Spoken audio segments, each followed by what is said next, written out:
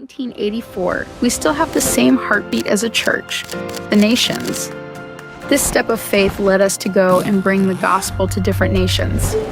Now, through God's grace, we have churches in over 82 nations planted, and we continue to ask God for more. For the past 40 years, the other step of faith we've been taking as a church is to make sure that we have a Bible and a passport on hand. A Bible to know God, and a passport to obey Him, heeding His call to make disciples of all nations.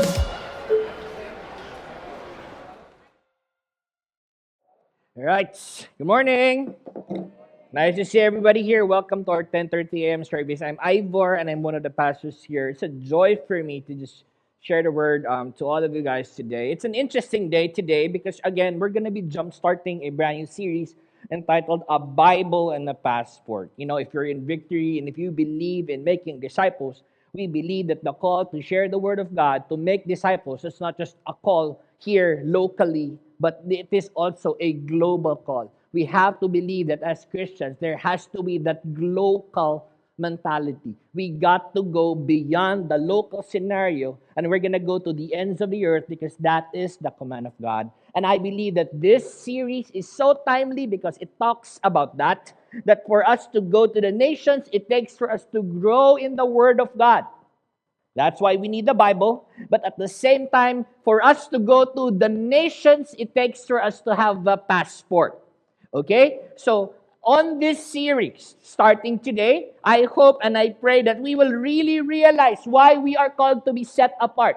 We are set apart by God for His purpose and for His calling. And I pray that after this Sunday and the following Sunday, we will all realize that we are called to take part, to advance His kingdom in these communities and in the nations of the world. Can we all stand? We're going to read the Word of God together. As we kick off this series today, please turn your Bibles to John chapter 17, verse 1 to 5. Since we're talking about the Bible, by the way, please do. I want to encourage you, get the Bible. Put it in your phone, put it in your app, bring a physical one. Don't just rely on the screen. Sometimes eventually we're going to lose this.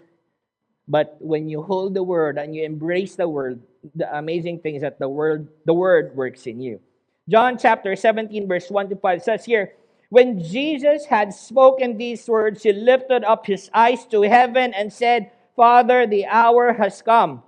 Glorify your Son, that the Son may glorify you, since you have been given Him authority over all flesh to give eternal life to all whom you have given Him. And this eternal life, that they know you, the only true God, and Jesus Christ, whom you have sent. I glorified you on earth, having accomplished the work that you have gave me to do. And now, Father, glorify me in your presence with the glory that I had with you before the world existed. Let us pray. Father, we are committing this word to you today. Lord, as we're unpacking this, Lord, I pray that we will embrace your truth. And this truth will not only set us free, God, but this truth will cause us all the more, Lord, to realize the importance of what it takes to devote to you and what it really takes to go to the mission fields. May you bless the preaching of this word today, that, Lord, whatever that comes to the flesh falls to the ground today as well. In Jesus' name we pray. Amen and amen. You can now take your seats, please. I have this question for everybody. And I think we're all familiar with this question, but I just want to ask this anyway. Who is Jesus? When you ask that question, especially with us here as Filipinos coming from a Christian nation, probably it's so easy for us to give definitions of who Christ is. Many of us would probably say He is the one who was nailed on the cross. Many of us would probably say He is the Savior of the world. Many of us would probably say He is Lord. Many of us would probably say He is the second person of the Trinity, and that's a good thing. We all have definitions of who Jesus is. But especially in our times today, society has a different perspective, and the way they view Jesus and the way they call Jesus is actually quite colorful. You get to hear young men and women today call Jesus as a friend, which is actually true too. You also hear and notice young men and women call Jesus as just. You also hear a lot of young men and women, especially in society today, they call Jesus Lods. Whatever and how you view Christ really matters. How you know Him really matters. How He is defined in your life really matters. So I hope and I pray that as we go beyond this definition, I pray that we have really known Him on a personal level. With all the definitions that have been spoken, do you really know who Jesus is to you? With all the questions that have been asked and raised and presented by society and culture, do you have a personal relationship with Christ? And you are so sold out to it here that you are willing to devote your life to Him and to devote your life to His mission and to His cause. I want you guys to hold those questions as we unpack the Word of God together. Coming from the Word we have read, John chapter 17 is one of the most moving scriptures in the Bible. This is the part wherein Jesus had to pray to His Father because He knew that the end was near. He knew that the time that He had in this world, it's about to, technically end. And here, if we jump to verse 1, we could witness Jesus started by saying, Father, the hour has come. I want us to take note of how Jesus called God His Father. And this is so amazing because this is not only a form of endearment, but this speaks of something personal. Diba? I don't know with you, but me as a Filipino, I would not want my children to call me by my first name.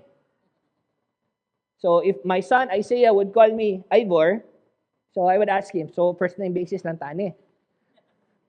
So what up? But that is cultural, okay? That's just me, being a Filipino, being a nation. So here, Jesus now calls God Father, a form of endearment. And He then says that the hour is already near. Jesus knew that His time is about to come. He knew that there's going to be a moment of pain. He knew that He will be crucified. He knew that it's not going to be easy. So He mentions this, and what is so amazing in the succeeding verse, He says, and in the succeeding words rather, He says, glorify your Son, that your Son may glorify you. Jesus understood His realities. And when He said this, He was just simply telling His Father, sustain me. Because what is ahead will not be pleasant, will not be easy. It will be painful. It's gonna be shameful as well. And you know what? When He said that, there's also a following statement. Then He said, that I may glorify you. How will Jesus glorify God? When the works of the cross is finished. This is an amazing picture of a relationship of a father and of a son, of a mission, of a goal that they had for humanity because they have always chosen to love. I want to establish this to all of us. For all the creation to know and fully experience God, that is our mission. We have to look at that scripture and we have to realize and understand that God is in a mission. Everybody say that. God is in a mission. The Lord is in a mission, and that mission even goes back to the times of the garden. We all know for a fact that in the garden, we could witness there, especially in Genesis chapter 1, verse 28, that there was a call given to man coming from God to take dominion. What does that mean? There is a call to advance. There's a call to fail. There's a call to actually subdue everything that God has created. And man has to do that so that every creation will end up glorifying God. That was an amazing call. And we all know for a fact that man has fallen short, right? Because of sin, man was separated from God. But here, Jesus, the Lord, and the Holy Spirit at work during that time, they always had that salvation plan. You know what that is? That there is a call to save humanity. And for this to realize, it's not going to come from the works of man. It's never going to come from the efforts of man. It's never going to come from any form of ritual, but it will only come from the best of the best, the perfect one. And that is Jesus. In John chapter 17, verse 2 to 3, from the text we have read, we have witnessed there that Jesus even mentioned that all authority was given to Him for man to have eternal life, and for man to experience redemption, and for man to be restored in the Lord, in calling, purpose, and identity, it will only take Jesus Christ and Jesus Christ alone. I want to establish that today here because we're coming from a time and a premise in society wherein we are reminded that for us to be saved, we gotta work. For us to be saved, we gotta do this. For us to be saved, we gotta do these certain rituals. For us to be saved, there has to be these sets of chores and requirements that we need to fulfill. But here, if you look at the text, what did the text say? John chapter 14, verse 6, it says here, I am the way and the truth and the life. No one comes to the Father except through me. Now, Scripture is so clear here that there was never a mention of Pastor Anton is the way, Steve Merle is the way, victory is the way, I am not even the way. The only way is Christ. And I pray that we embrace this. Because many times we understand this, but we fail to really embrace this in our lives. Oftentimes, we can't seem to grab hold of the thought that there is a King who loves us so much and wants to redeem us and wants to bring forth that purpose and calling and identity back to us. But because of our, sad to say, our pride, because of our efforts, and here, because of that mindset of being a slave, we can't seem to accept the truth that Jesus, the only way, died on the cross to save you and me. We need to understand this. Because when we get to embrace this, here, we will not have a hard time embracing His call and His mission. How do we respond to this? How do we respond to the way, Jesus? How do we, saan man natin siyang embrace atong kinabuhi? Well, we are called to embrace Him by grace to faith. Ephesians chapter 2, verse 8 says there, for by grace you have been saved through faith, and this is not your own doing. It is the gift of God, not a result of works, so that no one may boast. Isn't this amazing? Salvation then is actually given to you and me for free. Isn't that nice? Or ako lang ang ganahanan? Isn't this nice to hear? Isn't this liberating?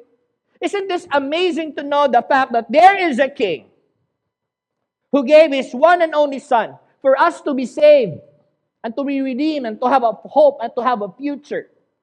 He's given us that to His Son freely. And we are reminded to just receive Him by grace through faith. Religion, on its perspective and hindsight, that is difficult. But personal relationship, this is not going to be tough at all. How many guys here like gifts? Few lang. I don't like gifts. I like giving. At some point, you want to receive something, right? Right. Diba? At some point, sa Valentine's Day, ang mga babae gusto makadawat og flowers, right? Pero practical naman karon, cash na lang. For the gentlemen, at some point, we want to receive gifts as well. Shoes, clothes, bag-o nga, tennis racket. Now, we all desire for these things. At some point, we appreciate gifts. And did you know that when that nature of us is actually just kicking in, don't you think we are coming from a posture of a relationship? We are coming from a posture of being a husband or a wife. We are coming from a posture of being a son or a daughter. You're not coming from a posture of being a slave. Because, di ba, kung hatagan kasi mong bana og bouquet, what's yung reaction? Ay, na lang, sweetheart. Dili, imo na ni, dili ko. Imo na ning buki ba? Sunod, di nakatagaan. Ano ako tagay buki? What do you do? What would you do? You'd receive, right? And sometimes you would just have to say, thank you for being thoughtful, for being kind. Husbands, kung tagaan ka sa mga sawag screwdriver, what would you do? Ano gitagaan mo ko ni mo ani? Natereperon sa balay? You could probably say thank you too. You see, when you're in a premise of relationship, you don't earn things. It's by natural that giving and receiving comes. And that is who Jesus is to us. But many times we forget that because of how we think and what is the state of our hearts. Much like Adam and Eve on that garden, when they committed sin, they hid themselves from God and they started to cover themselves because they were naked. But God was looking for them because they were missing out what He is about to do and what is about to come. The heart of God did not change. His love for people did not change. His love for humanity did not change. And in fact, Jesus carried on that and fulfilled that on the cross. And did you know we are part of that mission too? But how can we do that mission if you don't even know Christ? How can you take part of that mission if you are never devoted to the King? Our devotion in Christ moves us to take part in His mission. But devotion begins with a relationship. I'm sorry pero you cannot be devoted to your secretary. I'm sorry, but you cannot be devoted to your neighbors. Your first devotion is your key relationship. Who's that? That is God. That is Jesus. That is the Holy Spirit. Who's your key relationship then? Your spouse. Then your children. Here, real talk. If you find yourself spending more time with your friends rather than being at home and spending time with your wife, think again. I want to crank it up another level higher. Wala man ko di mo ko issue ana, pastor. I don't have any issues of devotions of people. Yes, but you can be devoted to a job. Do you know that a job and a hobby can be a mistress too? Anything that robs you away from the values that the Lord has placed before you, you're devoted to that. And when you're devoted to that, your language starts to change. Your action starts to change. The way you spend time starts to change. The way you think starts to change. You, in totality, begins to change. Because what you're devoted to is important to you. Who are you devoted to? And if you say you are devoted to Christ, then are you so devoted that you're so moved to take part of His mission? Kabantay ka na. Hello? How many of you guys here are happily married? Gamay na lang. How many are happily married? Happily married?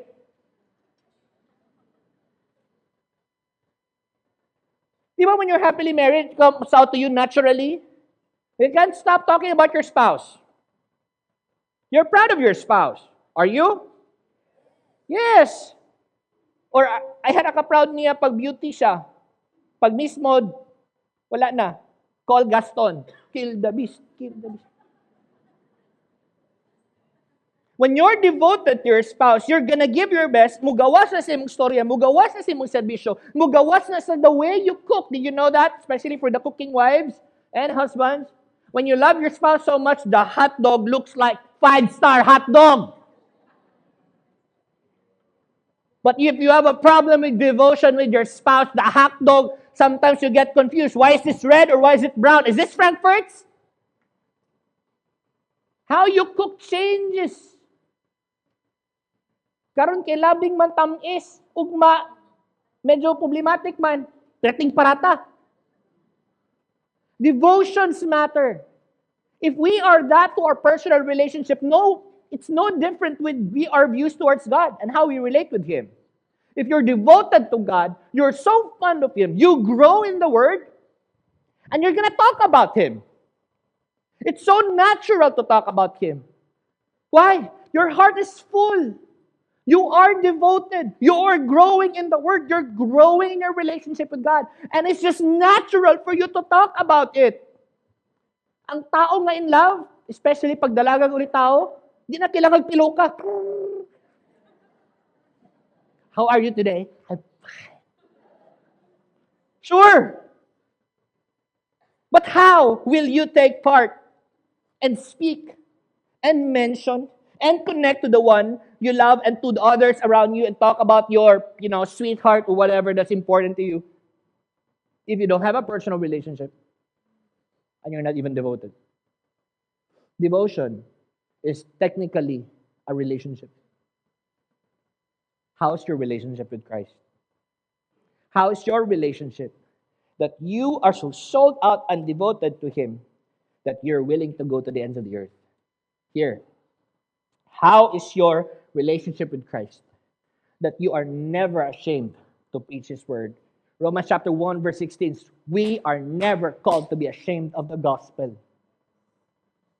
Maulaw ba ta? Maulaw gamay, pastor. Can I drop something here? Real talk lang ha.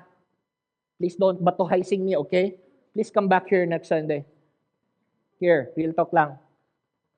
Ikaulaw na to si Jesus, no? Wala kitang ikaulaw ni Jesus. Nagpakamatay siya sa cross. In pain. Naked. Bloodied. Walay dignidad. Spot on. He was there. Unashamed of the act. So that you and me could live. Tapos kita. Tawagan lang tayo mag-share. Ay, hindi ako mag-share. Bro, ikaw kasi pray. Ay, ikaw mag-pray. Mag-pray ka rin, pastor. Ang kabalo mag-pray. Unashamed. Are we? This king, always on a mission, from day one, he knew man's gonna mess up. He knew there's gonna be a salvation plan. The salvation plan is good for us. The salvation plan is painful for him. Shameful too. He wasn't ashamed. And he said, it is finished. How about you? Will you respond in the same manner too? Unashamed of the gospel. Taking it beyond the communities and going to the ends of the earth. And here's the thing. The call to take the gospel is not just here. We're going to take that to the ends of the earth. Why? As long as there is a lost person, a person who does not know Jesus, we are not done. This house is never big enough. And the lost people are not just in the city. They're in different nations around the world. That is why the call to preach the gospel is mentioned going to the ends of the earth, because in the kasuluk-sulukan of Antarctica, there is a person who does not know Christ yet. And as long as there is one soul remaining who does not know Christ, you and me are called to preach His word. And those who go understand what devotions is all about. Will you go? Will you go and preach His word? How will these lost people know Christ if no one preaches to them? How will your communities know that Christ is King if you don't even talk? How will your workmates know if you're a different boss? You know what? Don't get me wrong here. I used to be in business too. And guess what? Sometimes we think, I let my actions speak. You know what? It's never complete. Gentlemen here, business owners, if you think that your actions is enough, guess what? It's not. There are philosophers, there are philanthropists who do things and they do good, but they don't have Christ. It is one thing to do good, but it's another to publicly declare, because you are never called to be ashamed of the word. You get that? It is very important. How will these people know if we don't go? How will the people in Vietnam know if we didn't go? We sent a team in Indonesia last time. How will they know if none of the missionaries went out? The only way for the world to know that Christ is King and He lives is because you and me make a decision to go. And when you and me make a decision to pray. Going back to John chapter 17, this was Jesus praying again. He prayed for himself, he prayed for his disciples, and he prayed for everyone who believed. There is a call for us to pray. Are we praying for open doors? Sometimes, no, gusto ta ma-save ang atong mga friends and family members. Dili na gayet taga-pray. Gusto na nato, drop kickan diretso. Di ka mo tuog Jesus, lagsang tao no Bible. Have you made a decision to pray? Real talk lang, can I share? I have a cousin in Cebu who's not into the faith and who's so devoted to religion. Few days ago, she messaged me. She wanted to attend the church and she wanted her children to be part of kids' church. That has been a product of praying for 20 years. Did we even pray for an open door? Did we even pray for ourselves that we will have courage and boldness? Yeah? Lord, send them. But how about you? Have you asked God for that grace too?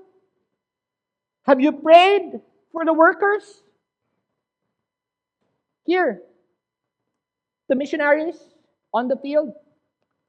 The attacks are real. The spiritual attacks are real. The enemy is going to malign and discredit and destroy and steal and kill whatever that the Lord has placed before every worker, because it is His job that the kingdom of God will not advance. But we know that we have won, church, right? And because we have known and we knew that we have won, therefore there's a call for us to claim that and to pray for the workers, that they will be encouraged and they will be reminded. Here, have you really also prayed for more workers? The harvest is plentiful, but the workers are few. Have we asked for the workers? Have you prayed for your children? Have you committed your children to God that the Lord will use them one day mightily to go to the ends of the earth? Dili, Pastor, wala mong inherit sa mga negosyo. Think about that. Have you prayed? And not only that, have we made a decision to graciously give? You see, devotion is going, is praying, and is giving. You're so devoted to Christ and His cause. You're going to do whatever it takes so that the world will know that the only way to eternal life is through Jesus Christ. The only way. Devotion leads to mission. I'm going to close this. Now, going back to the question, when I ask you guys, how well do you know Jesus that you're willing to go to the ends of the earth? I want to share a story. I want to show a picture here. This guy's name is Santi. Santi is a student from Thailand. Guy looks promising, right? Happy, joyful, and bold. But you know that Santi happened to be a person who was lost, who was purposeless, a person who was bitter and who was angry because he also came from a household wherein he had a dad who was a drunkard. And when his dad is drunk, his dad would beat him up, black and blue. It's always been a cycle. He was so down, he lost hope, he lost meaning, and he lost purpose, to the point that he came to a point in his life saying, how I wish I never even had this dad. It's like simply saying, Dad, I wish you were dead. This boy was in pain, in turmoil, lost, without direction. You know what, funny thing? In one of his days in the university, there was a group of missionaries, our missionaries, who happened to do an outreach there, and they were able to engage him. Santi was drawn to them because they happened to be very nice. He was so curious with that kindness. that he didn't even know them and they don't even know him, but they were just so nice. Never felt and experienced such kindness, not until that time. Then he started to ask, why are you kind? And the missionary simply said, because of Christ, because of Jesus, we are this, and we are this to you. Fast forward, July 2023, Santi got saved. He surrendered his life to Jesus.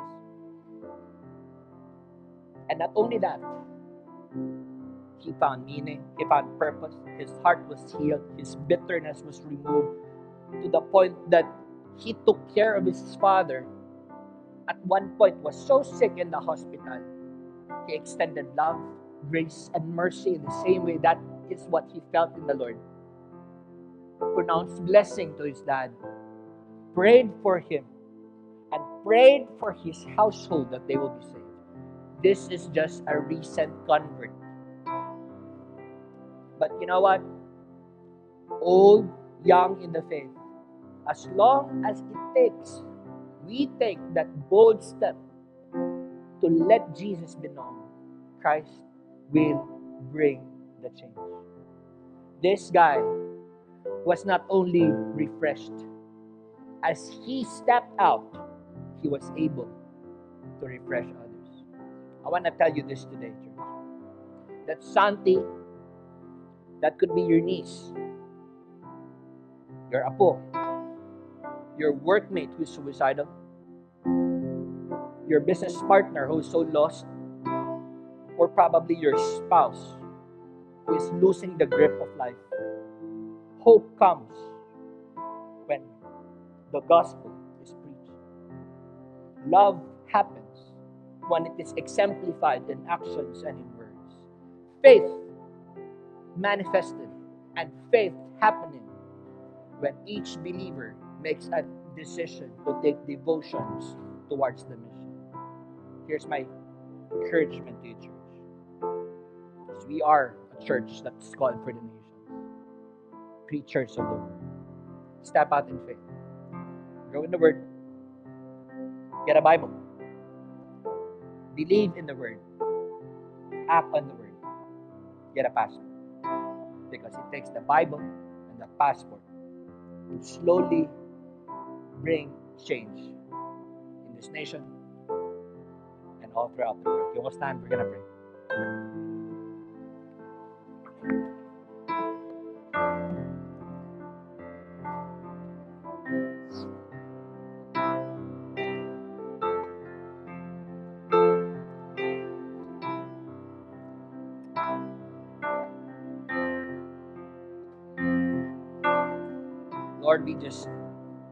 Lord, we are thankful for that.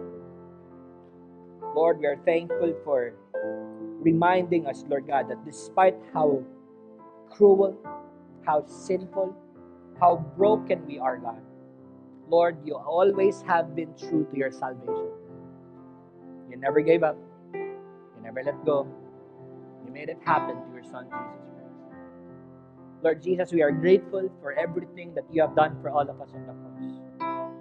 Lord, thank you that your blood being shed has not only wiped away the tears, the bitterness, the anger, and the hate that is present in us, but it is also through your blood that we are cleansed, we are renewed, and we are being repositioned to where you have always called us to take part in. Thank you, Lord Jesus, because on that cross, we were broken people. We are redeemed and we are restored through you. We are restored to a purpose, a calling, and an identity. We belong back to your kingdom and to your name. Lord, as we understand and embrace all these things, Lord, I pray that we will not just take this in head knowledge, but we will apply this in our lives. Lord, I pray that more than we are convinced, we will act on it. We will live on it and we will preach it. Father, may you give us the courage to not be ashamed of you and of your word. Lord God, may you give us the opportunity to even to go and to preach your word. Lord, lead us to the souls, to the lives that you want us to reach out. Lord, as you are also believing for the nations, Lord, in our own little ways, may you inspire each and every individual here to grab a Bible, to get a passport, or to renew their passport, because we know that one day we will have an opportunity to preach your word to the ends of the earth. Bless your church, that we are going to be the salt and light, not just of this generation, but to the generations to come. We give you praise in Jesus' name. Amen and amen.